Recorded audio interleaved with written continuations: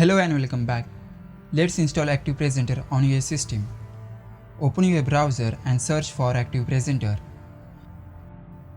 Click on the first link, that is automisystems.com.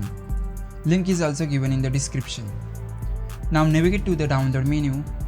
As you can see here, it is available for Windows and Mac OS. If you have a 64-bit system, then go with Active Presenter 8. Otherwise go with Active Presenter 6. It will work smoothly on a 64-bit system. I will continue with Active Presenter 8. The installation of Active Presenter is pretty simple. Just click on Next, then select Installation Path, and then click Install. No additional setup is required. Instead of learning each feature separately, we will continue with one scenario. Suppose I wanted to make a video tutorial for the subject database, specifically for SQL query chapter. In this chapter, I wanted to include 4 subtopics with their demonstrations.